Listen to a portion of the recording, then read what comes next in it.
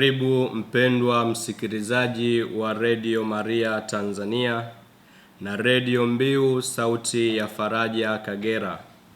Katika kipindi hiki cha Familia ni Nyumba ya Mungu, ambacho kinakujia moja kwa moja kutoka katika Seminari Kuu ya Mtakatifu Karoli Lwanga Segerea, Jimbo Kuu Katoliki la Dar es Salaam, kila siku ya Alhamisi kuanzia saa 12:30 jioni. Kipindi hiki kinatayarishwa moja kwa moja kutoka hapa Seminari Kuu ya Segerea, na leo upo nami Frateli Haruni na Nyambe wa Jimbo Katoliki la Mtwara, na mada yetu ya leo itakuwa ni haki, chanzo cha amani katika familia. Karibu tuanze kipindi chetu kwa sala. Kwa jina la Baba na la Mwana na la Roho Mtakatifu. Amina. Atukuzwe Baba na Mwana na Roho Mtakatifu, kama mwanzo na sasa na siku zote na milele. Amina. Tuombe.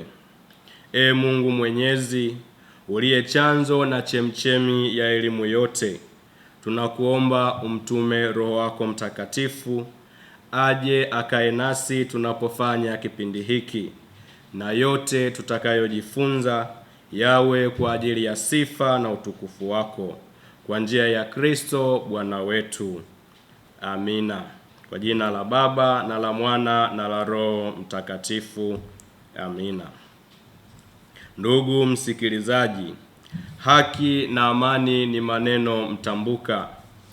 Ni maneno ambayo yamekuwa yakitajwa sana, hasa katika nyakati zetu na katika muktadha tofauti tofauti. Yamekuwa yakitajwa sana katika familia zetu, katika taasisi za kidini na taasisi za kiserikali na taifa kwa ujumla. Katika dunia yetu hii inayobadilika kwa kasi, familia inabaki kuwa kitovu pekee cha mapumziko, upendo na utambulisho. Lakini familia hukumbwa pia na changamoto za kila siku kama vile migogoro na mgawanyiko. Je, ni kitu gani pekee kinachoweza kulinda na kudumisha utulivu na mshikamano ndani ya familia? Jibu linapatikana katika neno moja tu, ambalo ni haki. Na ndugu, haki sio tu wazo la kisheria au la kijamii, bali ni msingi wa kina wa uhusiano sahihi kati ya mwanamume na mwanamke, wazazi na watoto, na familia mzima kwa ujumla. Tuje sasa tuone wajibu wa watoto. Watoto wana wajibu wa kuwaheshimu na kuwatii wazazi, kutii maagizo yanayojenga maadili na ustawi, kujifunza na kusoma kwa bidii. Elimu ni msingi wa maisha ya baadaye, hivyo bidii shuleni ni wajibu wa kila mtoto. Kutoa ushirikiano katika kazi za nyumbani, kulinda heshima ya familia, kuepuka tabia zinazoweza kuipaka tope familia, lakini pia kudumisha maadili na nidhamu, lakini pia kutunza mali na rasilimali za familia. Tuone haki za watoto. Watoto wana haki za kupendwa na kulindwa, kupata elimu bora, afya, lishe sahihi, kusikilizwa katika masuala yanayowahusu kulingana na umri wao, kulindwa dhidi ya unyanyasaji, utumikishaji au ubaguzi, kukuza vipaji, michezo na maendeleo ya kiakili na jamii. Msikilizaji wa Radio Maria na Radio Mbiu, ikiwa ndiyo kwanza unajiunga nasi, kipindi hewani Familia ni Nyumba ya Mungu kinakujia moja kwa moja kutoka Seminari Kuu ya Mtakatifu Karoli Lwanga Segerea, Jimbo Kuu Katoliki la Dar es Salaam, na mada yetu leo ni haki kama chanzo cha amani katika familia. Upo nami Frateli Haruni na Nyambe wa Jimbo Katoliki la Mtwara. Kumbe haki na wajibu hujenga amani katika familia. Wajibu unapotekelezwa, haki huonekana wazi. Baba akitimiza wajibu wake wa uongozi na upendo, mama hupata haki zake, hivyo amani inatawala. Mama akitimiza wajibu wake wa malezi na mshikamano, watoto hupata haki ya kukua katika mazingira yenye upendo. Watoto wakitimiza wajibu wa heshima na kutii, wanajenga familia yenye maelewano bila migogoro. Haki na wajibu hufanya familia kuwa mahali pa faraja, amani, heshima na maendeleo. Hivyo haki na wajibu wa wanafamilia ni nguzo zinazolinda umoja na ustawi wa familia. Kila mmoja anapaswa kutimiza wajibu wake kwa uaminifu mkubwa na kisha kudai haki zake kwa staha. Familia ambayo kila mtu anatenda wajibu wake huwa na amani, upendo na mafanikio ya kudumu.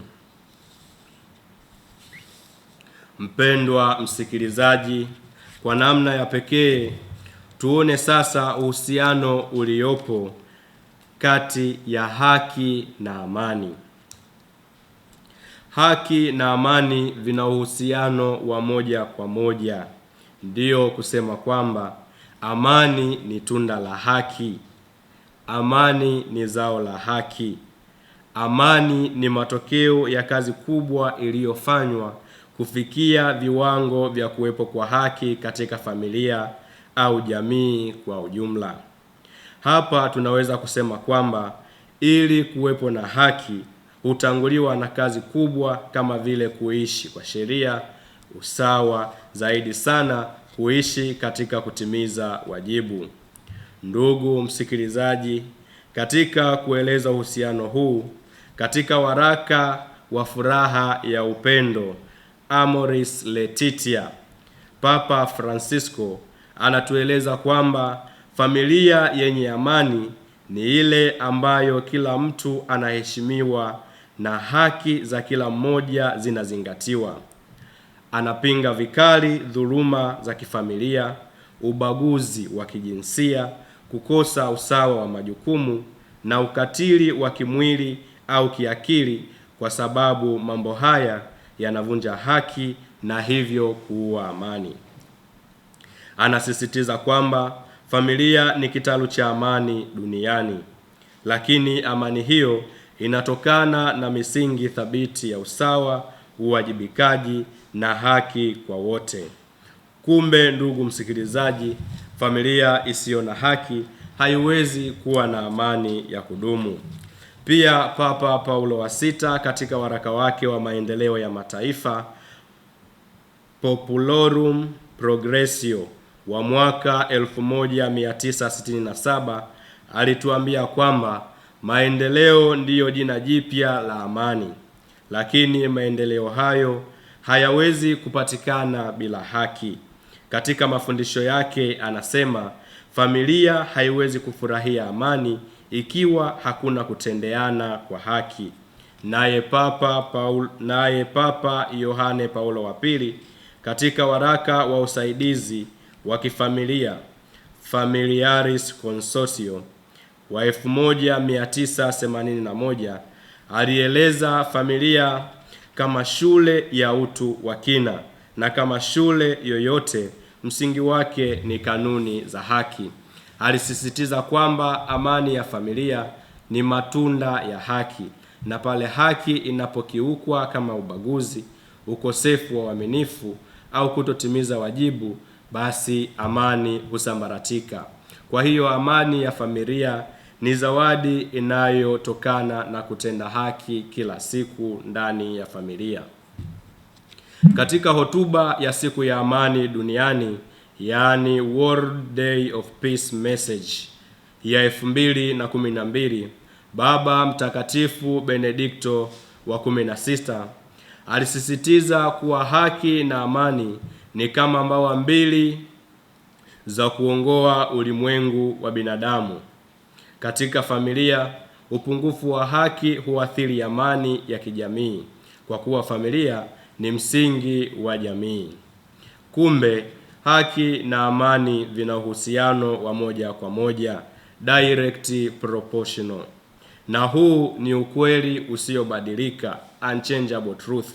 Nami nathubutu kusema kwamba haki ikikosekana katika familia, basi tujue amani haitakuwepo tena. Haki ikipungua katika familia na hali ya amani katika familia inadorora. Viwango vya haki vikipanda katika familia, basi amani itashamiri katika familia. Pendwa msikilizaji, tuone sasa kwa nini haki ni chanzo cha amani katika familia. Tunaweza kuona sasa kutokana na picha tuliyoipata huko juu, jinsi ilivyo rahisi kujibu swali hili au kukubali ukweli huu. Haki ni chanzo cha amani katika familia kwa sababu amani ni tunda la haki, na hivi kwamba kuwepo haki katika familia ndipo tunakuwa na familia yenye amani. Kisa cha Uria na Daudi kinaonyesha kwa uwazi kwamba amani haiwezi kusimama pale ambapo haki imevunjwa. Daudi alipotamani kumchukua Bathsheba kisha kupanga kifo cha Uria ili kuficha kosa lake, aliharibu misingi ya haki na uadilifu aliyokuwa amepewa kama mfalme na kiongozi. Kitendo hiki kilisababisha kuvurugika kwa amani ya ndani, kuingia kwa hatia moyoni mwake, na hatimaye misukosuko katika jamii mzima. Uria aliyekuwa mwaminifu na mwenye kusimama katika wajibu wake alipoteza haki yake kwa sababu ya matumizi mabaya ya mamlaka. Rejea kitabu cha pili cha Samueli sura ya 11 na sura ya 12. Hata hivyo, Mungu alipoingilia kupitia nabii Nathan, ukweli uliwaweka wazi na Daudi akakabiliwa na dhambi yake. Ni baada ya kukiri na kutubu ndipo njia ya kurejesha uhusiano, haki na amani ilipoanza kujengwa upya. Hivyo kisa hiki kinatukumbusha kwamba amani ya kweli si kukosa migogoro kwa nje, bali ni matokeo ya kutenda haki, kuheshimu utu wa wengine na kusimama katika ukweli. Haki ikivunjwa, amani huyumba, lakini haki ikirejeshwa, amani inapewa mizizi ya kudumu. Tukumbuke daima siku zake yeye mtu mwenye haki atasitawi, na wingi wa amani mpaka mwezi utakapokoma.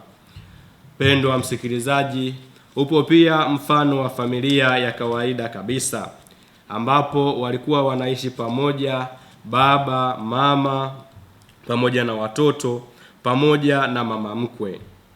Basi kadri siku zilivyozidi kwenda, mama mkwe alijenga mazoea ya karibu sana pamoja na baba wa familia ambaye ni mume wa mtoto wake. Basi mara nyingi walikuwa wakikaa pamoja, jioni wanakunywa bia pamoja, wanapiga stori pamoja kawaida. Kumbe nyuma ya pazia walikuwa wanatengeneza uhusiano ambao ulikuwa kwa kweli sio mzuri kwa mazingira yale. Na hivi ikatokea siku moja, ilikuwa Jumapili, mama wa familia, yaani mama watoto ambaye ni mke, amemwandaa mtoto kwa ajili ya kwenda kanisani. Akamwamsha mumewe, akamwambia, baba, twende kanisani. Baba akamwambia, leo mke wangu sijisikii kuja kusali, najisikia kuchoka. Akaenda upande wa pili, akamwamsha mama yake, naye akasema vivyo hivyo kuwa hajisikii vizuri, amechoka, leo atapumzika, hatakwenda kusali. Basi mama akamwandaa mtoto, akaenda kanisani.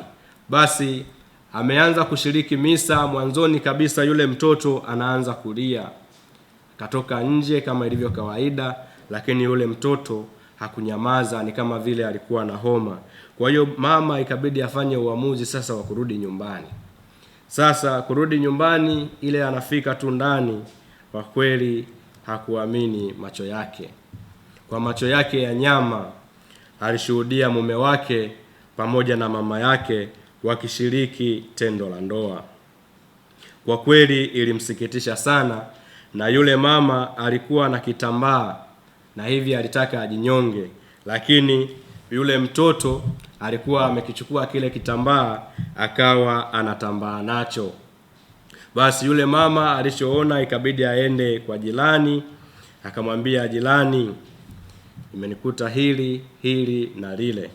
Basi jirani kwa busara kabisa akamwambia, ndugu yangu, wote ni wa kwako na kusihi uwasamehe tu. Kwa ujasiri mkubwa yule mama tangu pale alisamehe. Basi baada ya muda yule mama mkwe, kwa sababu aliondoka nyumbani baada ya lile tukio, mama aliondoka na yule mume pia aliondoka pale nyumbani. Kwa hiyo baadaye mama mkwe alimpigia simu mwanaye akamuomba msamaha, na mwanaye akamwambia, mimi nilishakusamehe mama. Baada ya siku nyingi sana kupita, yule mume naye akaja nyumbani, akagonga, akapiga magoti mbele ya mke wake, akamwambia, mke wangu, naomba unisamehe nisife na kinyongo hiki. Mke wake akamwambia, nilishakusamehe pale pale mume wangu. Basi yule mume baada ya maneno yale alianguka na akafariki pale pale. Kumbe katika mfano huu tunaweza kuona jinsi ukosefu wa haki katika familia unazaa uvunjifu wa amani kati ya ndugu, na wakati mwingine huweza kusababisha hata kifo. Hapa shida iliyotokea ni kwamba mume anaitoa iliyo haki ya mke wake na kumpa mama mkwe, ambacho ni kitu kibaya sana, kwani tendo la ndoa ni tendo takatifu kwa wanandoa tu. Ingawaje katika mfano huu pia tunaona dawa ya kutibu ukosefu wa amani katika familia uliosababishwa na ukosefu wa haki kwa umoja kati ya wanafamilia. Ni fadhila ya msamaha ambayo inahuishwa na uwazi ambao muhanga anakuwa nao pale jambo linapomtesa katika familia. Mume au mke akipata shida, asikimbilie kufanya maamuzi magumu peke yake. Tunashauriwa kuwa wawazi kwa majirani zetu, ndugu zetu, marafiki zetu tunaowaamini katika nyakati ngumu kama hizi. Wao wanaweza kutusaidia kuwa na maamuzi ya busara zaidi na hivi kurejesha amani iliyotoweka. Ndugu msikilizaji, zipo familia zinazojitahidi kuishi kwa uadilifu, kila mmoja anaishi kwa ajili ya mwingine. Na tukumbuke kitu msingi ya kuwa familia ni taasisi ambayo mabadiliko ya kila siku kutoka mimi hadi sisi yanafanyika, kutoka kujitoa kwangu hadi kufikia kujitoa kwa familia, kutoka kutafuta vitu vyangu binafsi hadi kutafuta vitu vya familia na jumuiya. Familia ni sehemu ambapo falsafa ya ubuntu ya mwanafalsafa wa Kiafrika John Mbiti inachukua nafasi yake. I am because we are. Kwa maneno mengine, nipo kwa sababu tupo, nipo kwa sababu familia yangu ipo. Ndiyo kusema kwamba familia zinazoishi katika misingi hii, amani hutawala, na zaidi sana maendeleo ya mtu mmoja mmoja na ya familia kwa ujumla hutonona miongoni mwao. Mzaburi anatuambia, mwenye haki atasitawi kama yungiyungi, kama tunavyosali katika sherehe ya Mtakatifu Yosefu mume wa Bikira Maria katika masifu ya jioni tarehe 19 Machi. Yungiyungi ni ua linaloota kwenye maji, na hivi daima linakuwa lina amani ya maisha na limechanua. Labda kwa kukazia maarifa, ngoja tuone pia mifano ya familia zinazoishi katika misingi ya haki, yaani uwajibikaji. Tuone jinsi wanafamilia wanavyokuwa na maendeleo na kufurahia maisha katika familia zao. Katika Biblia tunakutana na familia kadhaa ambazo zinakuwa kielelezo cha namna ambavyo misingi ya haki, kumcha Mungu na uaminifu inavyoweza kuunda familia yenye amani, ustawi na maendeleo ya kweli. Miongoni mwa familia hizo ni familia ya Yesu, Maria na Yosefu, pamoja na ile ya Zakaria na Elizabeti. Zinaibuka kama mifano halisi ya jinsi watu waliokubali mpango wa Mungu kwa unyenyekevu walivyoweza kuishi katika upendo, utulivu na baraka nyingi. Uadilifu wao, utii wa imani na kuheshimiana kuliufanya maisha yao kuwa ushuhuda wenye nguvu kwa familia za leo zinazotafuta amani ya kudumu na maendeleo ya kiroho, kijamii na kimahusiano. Familia ya Yesu, Maria na Yosefu inaelezwa katika Biblia takatifu kama familia takatifu iliyoishi kwa misingi ya haki na wema. Mwinjili Mathayo anamweleza Yosefu kama mtu mwenye haki, kama tunavyosoma, Yusufu mume wa Maria alikuwa mtu wa haki. Injili inatuambia naye Yusufu mumewe, kwa vile alivyokuwa mtu wa haki, asitake kumwaibisha, aliazimu kumwacha kwa siri. Injili ya Mathayo sura ya 1 aya ya 19. Akionyesha tabia yake ya kutanguliza ukweli, busara na huruma kwa Maria, hata katika hali iliyoweza kuleta mtafaruku mkubwa. Na hili linapata uzito zaidi tunapolitazama kwa jicho la mababa wa kanisa. Kwa mfano, Mtakatifu Yohane Chrysostom anafundisha kuwa haki ya Yosefu haikujikita tu katika kufuata sheria, bali ilichanganya huruma, busara na usafi wa moyo. Kumbe ndugu zangu, haki bila huruma, haki bila busara si kitu. Maria naye anaonekana kuwa mtu wa haki kwa kukubali kwa unyenyekevu mpango wa Mungu aliposema, na iwe kwangu kama ulivyosema. Injili ya Luka sura ya 1 aya ya 38, akionyesha moyo wa utii na uadilifu.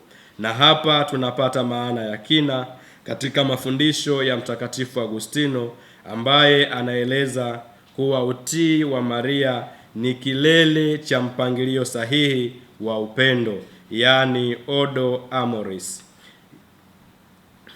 aliyoonesha utiifu kwa wazazi wake, kwani maandiko matakatifu yanatuambia kuwa alikuwa akiwatii, jambo ambalo Origen analitafsiri kama somo la kuheshimu mamlaka za kifamilia katika kujenga haki.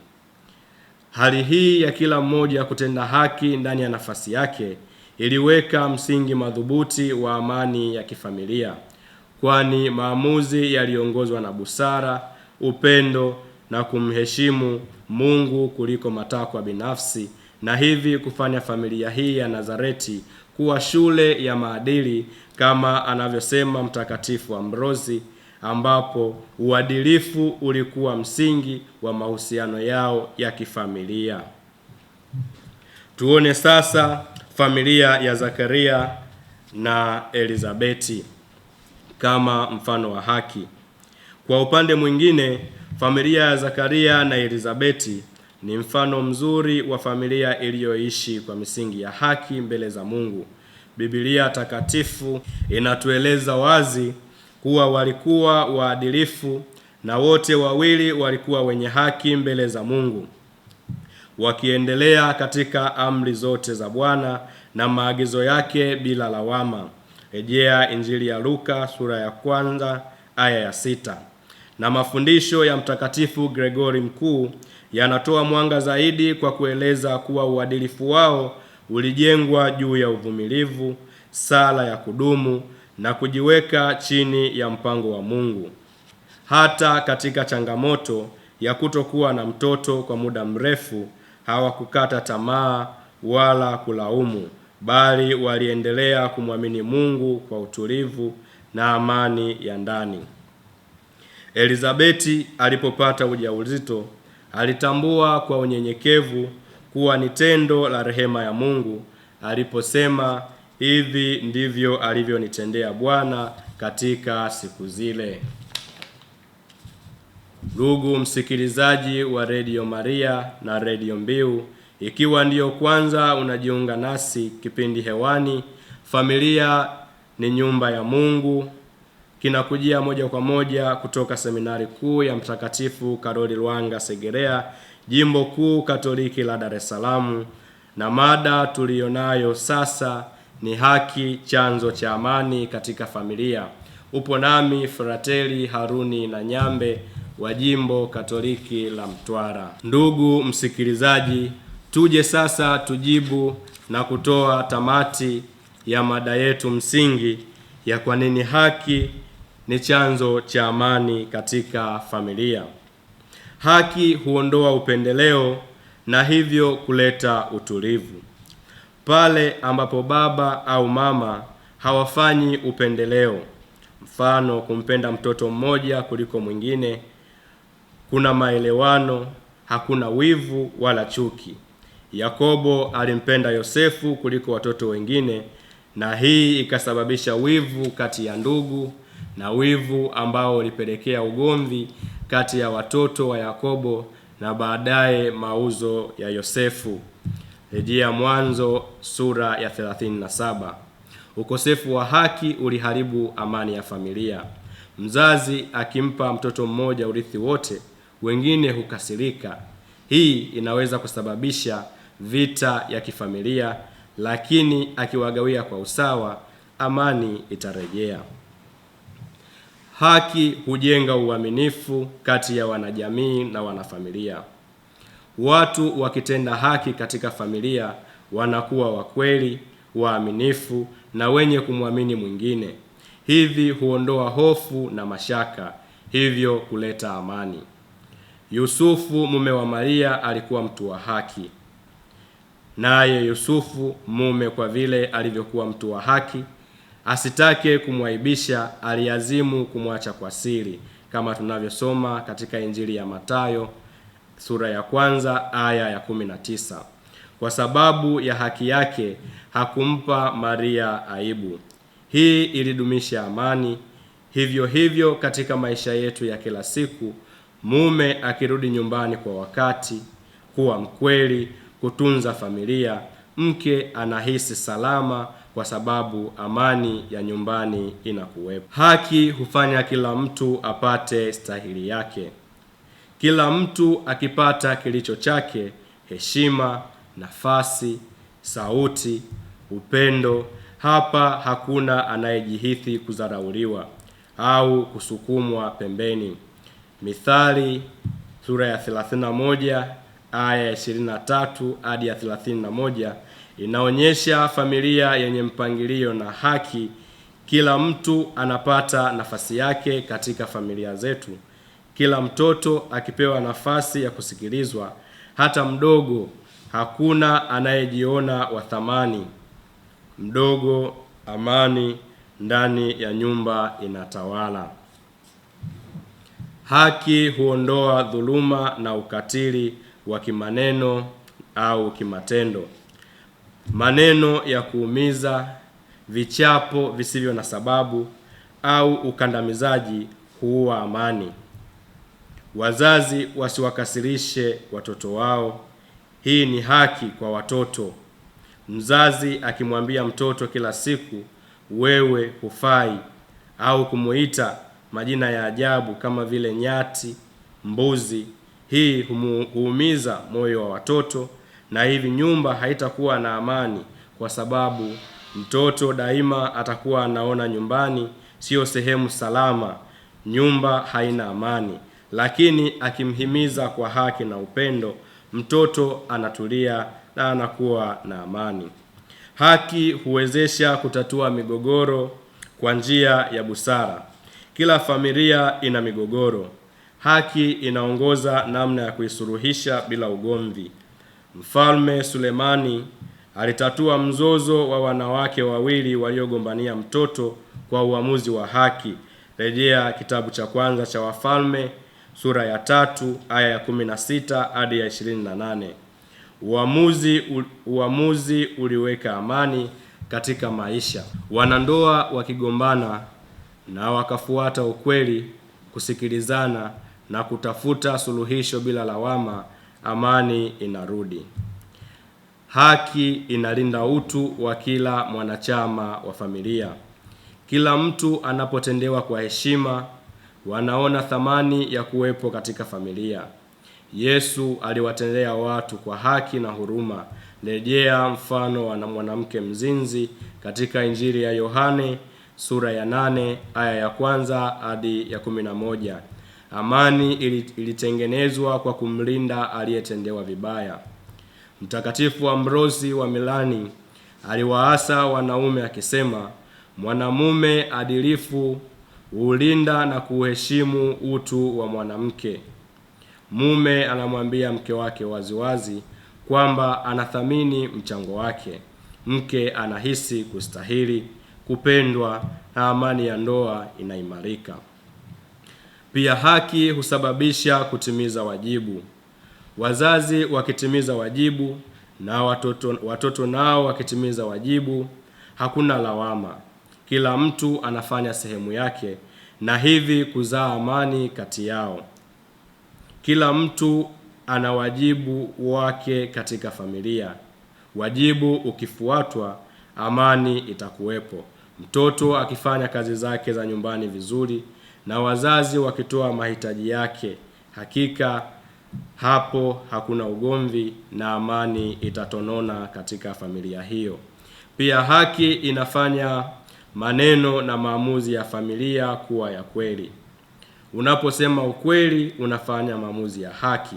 Hii inaleta amani, kama tunavyosoma katika maandiko matakatifu ya kuwa semeni ukweli kila mmoja na mwenzake, ili amani ikae katika malango yenu. Zekaria sura ya 8 aya ya 16 hadi aya ya 17. Wazazi wakisema ukweli kuhusu hali ya kifedha, watoto wanaelewa na watakuwa wavumilivu ikiwa walikuwa na uhitaji. Hii hupunguza presha kwa wazazi na hivi kujenga amani katika nyumba yao. Zaidi sana, haki huiunganisha familia kama mwili mmoja. Penye haki hakuna kuumizana, hakuna visasi, hakuna chuki, bali mshikamano. Kwa kadiri iwezekanavyo, kaeni kwa amani na watu wote. Waraka wa Mtume Paulo kwa Warumi sura ya 12 aya ya 18. Familia ikifanya haki inaungana. Kwa kawaida kila mtu akijua mazuri ya wengine na kuyathamini, ndani mnakuwa na furaha na amani. Pia haki huondoa uoga katika familia. Ukikosa haki unaishi kwa woga. Ukipata haki unajisikia salama, kama tunavyosoma katika maandiko matakatifu kwamba katika pendo hamna hofu, lakini pendo lililo kamili huitupa nje hofu, kwa maana hofu ina adhabu, na mwenye hofu hakukamilishwa katika pendo. Waraka wa Yohane sura ya 4 aya ya 18. Upendo wa haki huondoa woga na huleta amani. Mtoto anayejua hatapigwa bila sababu anaishi kwa utulivu katika familia. Ndugu msikilizaji, kwa kumalizia, haki ni mbegu ya amani katika familia. Wakati upendo unakuwa wa kweli, wajibu unafuatwa. Kila mtu anapewa stahiki yake na ukweli unatawala. Migogoro hufa, chuki inanyauka na amani inachanua kama maua kwenye bustani ya nyumbani. Pendwa msikilizaji wa Radio Maria Tanzania na Radio Mbiu Sauti ya Faraja Kagera, hadi kufikia hapo ndiyo tumefika tamati ya kipindi chetu cha Familia ni Nyumba ya Mungu kwa siku ya leo. Naamini umejifunza mengi. Usikose kuungana nami tena siku nyingine, muda na wakati kama ilivyokuwa leo.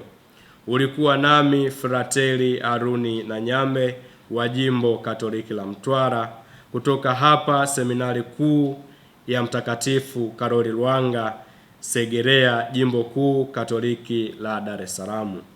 Ikiwa una maswali, maoni au ushauri, naomba utuandikie ujumbe wako mfupi wa maandishi kwenda namba 075 6478178. Karibu tumalize kipindi chetu kwa sala. Kwa jina la Baba na la Mwana na la Roho Mtakatifu. Amina.